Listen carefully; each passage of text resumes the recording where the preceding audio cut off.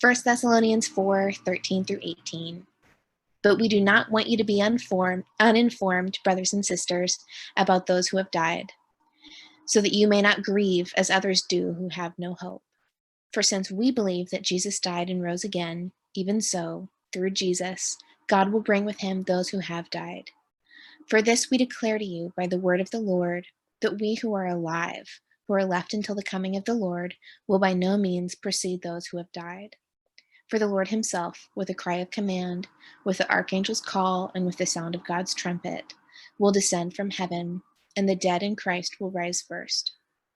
Then we who are alive, who are left, will be caught up in the clouds together with them to meet the Lord in the air, and so we will be with the Lord forever. Therefore, encourage one another with these words. First, I want to say that as a chaplain, I'm confused about why some translations read this as asleep instead of those who have died. Some translations say those who are asleep. One of the really important tasks in my work is to name things as they are, to be present with others in what is actually happening, whatever that may be. And sometimes that's very hard. We work with the biggest transitions and changes in a person's life. Many of you have been experiencing or have family or friends that are experiencing these major health shifts or these uncertainties that loom really largely in life. We practice naming the obvious in the room, sit patiently with real feelings that come up, and call death a death. Growing up in my church experience, though, I don't know that I learned to call something what it is.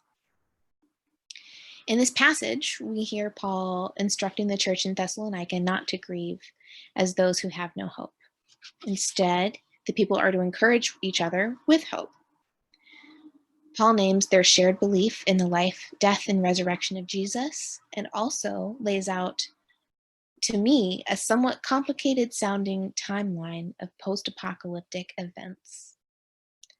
I wonder if Paul, in reading this, if Paul had any idea how his descriptions of the coming of the Lord, the end times, would create a debate that would rage for thousands of years. With churches and denominations split, so many books and sermons written, movies even produced, and still no way of really knowing what the text is trying to tell us. There are devout and learned theologians on all sides of these debates. Is this the hope that Paul is talking about? A hope in a specific eschatology, which is a theology of death, judgment, and the final destiny of the soul. This is the case for some groups of Christians, and I think sometimes it really does work for them. I speak to folks that are approaching their death with peace, and they feel sure of what's coming next. If the person that's dying isn't able to communicate, and I'm speaking with their friend or with their family member, sometimes they speak really confidently about what the dying person believes, and it is a comfort for them. Other times when a person doesn't know and feels like they should know or need to figure it out in a really limited amount of time, eschatology becomes a matter of life and death in another way. It is about approaching death and grieving with peace or with a really terrible fear and anxiety. I've also heard this passage used to suggest that because of the hope that we have, we don't really need to grieve. Grief over the loss of a human life can be skipped because they're in, a phrase I'm sure many of you have heard, a better place now and wouldn't want us to weep. Grieving is then relegated to those who have no hope and seen as a hopeless activity. There are many things that I don't know, but as a chaplain and, more importantly, as a human being, I know that grief is fundamentally important to being human. I believe with the wise person in Song of Solomon that said, "Love is as strong as death, and when someone we love dies, we should grieve them." I believe that life is sacred and that we can grieve people who have lost their lives that we may not know well or know at all. I've spent some profound moments of my life grieving persons young and old, some of whom I never knew. I also believe that we don't just grieve people, we grieve things. We grieve the loss of jobs, health, a sense of security. During this time of the pandemic, we grieve canceled celebrations and canceled funerals, time in person with our loved ones, and life as we knew it. During these protests and movements against the crises of racism and white supremacy, we grieve the losses of Black lives, the fear and danger and injustice that Black, Indigenous, people of color face every day. We ache for the justice to roll down like waters and righteousness like an ever-flowing stream, which is from the book of Amos.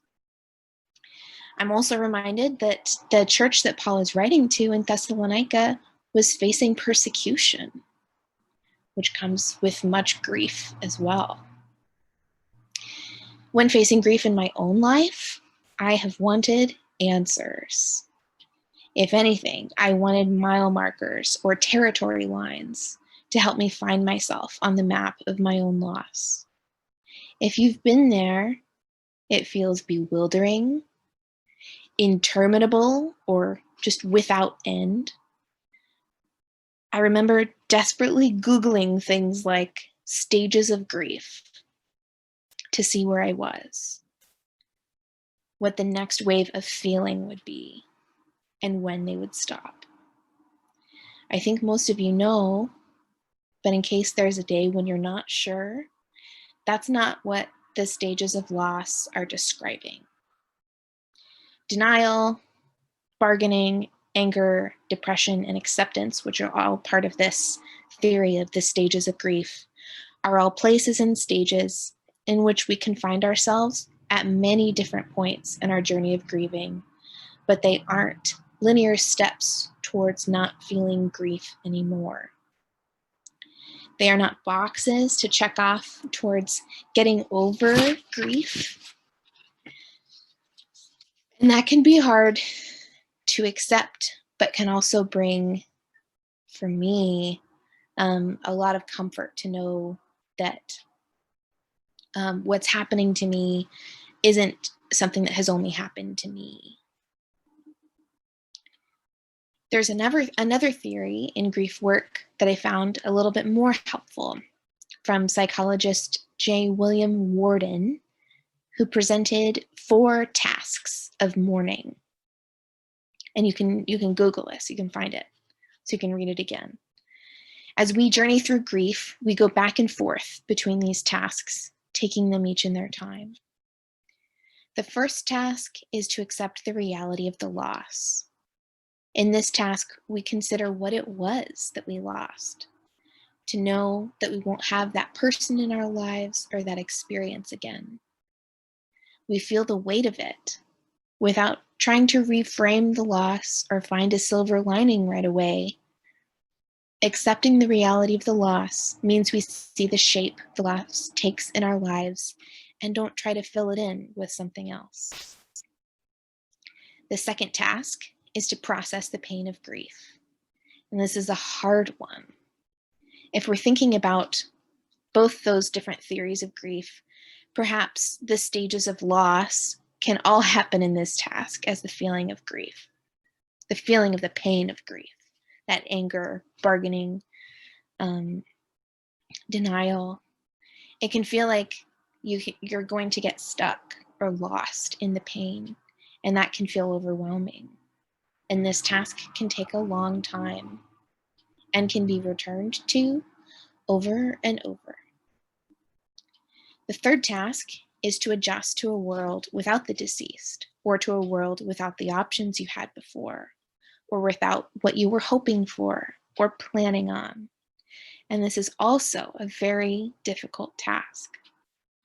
Accepting the reality of the loss and processing the pain of the grief can help prepare us to adjust to this new world, but it's still really challenging. It takes a long time. The fourth task is to find an enduring connection with the deceased in the midst of embarking on a new life. Grieving someone doesn't end. It takes different shapes over time and will ebb and flow. And if that feels heavy, that grieving someone doesn't end, I hope you also hear the grounding balance that it ebbs and flows. And even when grief is at its heaviest, it will not always be that way. Grief isn't something to get over. Even if you grieve a loss well, whatever that means, it will continue to be part of you, part of your love for that person or that time or that experience. Even as we seek to abide in the love and light of God or of the universe, our grief can still abide in us, and they aren't mutually exclusive. I know this about grief too. And it has taken me a long time to see myself as a knower, to learn that I can trust myself, my observations, my thoughts, and my feelings, and I can be direct. I can be a knower, a namer, and an authority. And as that person, I can choose to listen to and learn from other knowers. And as someone who's learned to trust myself, I can choose who those other knowers are. This has impacted how I interact with sources of knowledge like the Bible.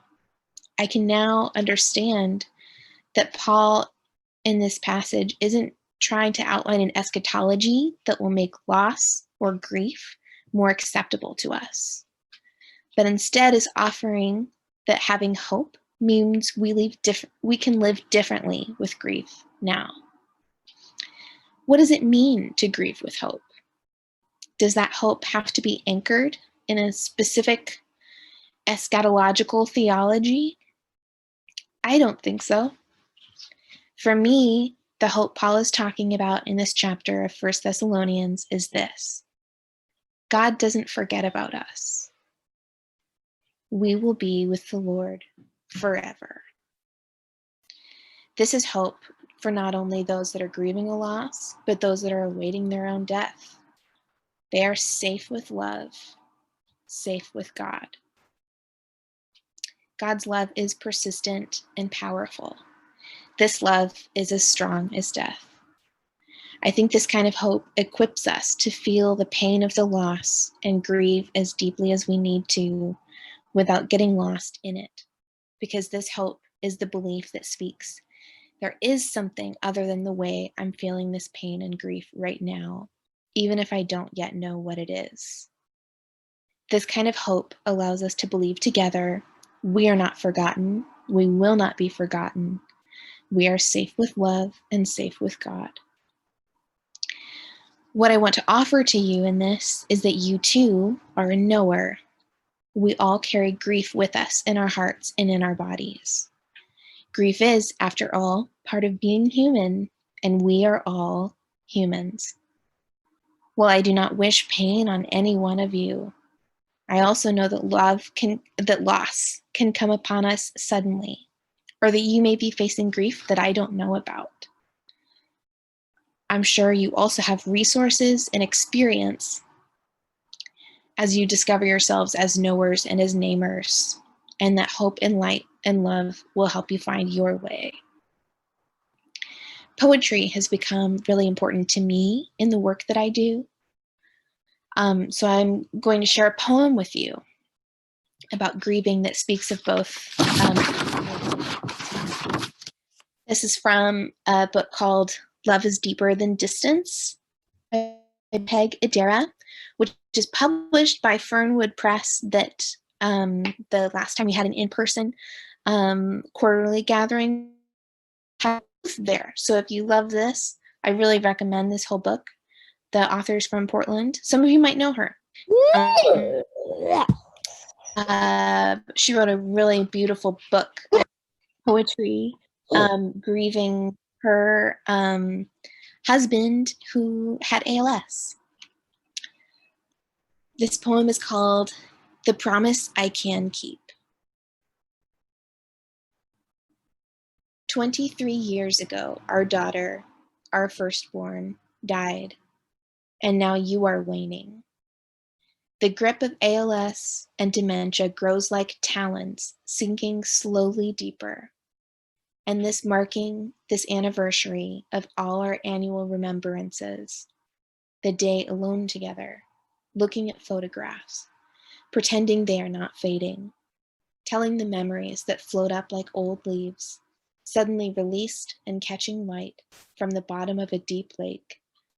The trip to the gravesite where we clean the stone and whisper our messages, leaving flowers and letters, kisses placed on the cold gray granite. This year, your tears were promises that I made for you. You were so sad that you would not see her again, as though each anniversary was a visit, a day you held her against your shoulder again, your cheek gentle by hers. And as you see your end, you cannot see your reuniting. So I promised you today, and I promise this tomorrow, what happens next is not empty. If it was, we would not have held her for 23 years. I promise you. I promise you.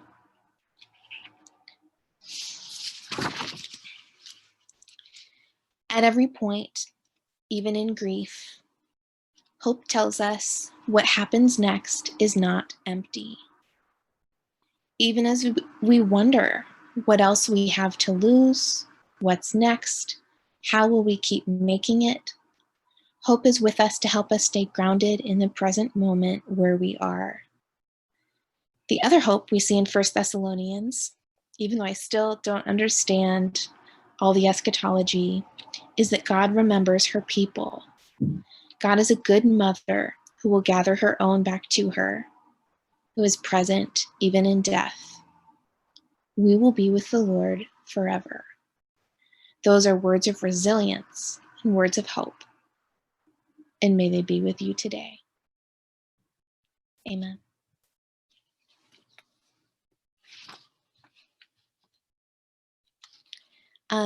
Matt has the queries that I will read to you to consider within yourself. I invite you to notice yourself sitting in your chair, to feel your back supported, your feet supported by the ground, and to let these questions, these queries sink in, and to be quiet. Our practice at Camus Friends is to be, or has been, to have a few minutes of just silence, to take these in together, and then to consider how we might be led to respond to the group. I'll read the queries, and then Matt, if there's anything else you want to add about this time, you're welcome to jump in. Do I give myself and others enough space and opportunity to grieve deeply? What kind of relationship do I have with grief and hope? How do I experience both together? How can I accept death and living, loss and abundance as they coexist in me?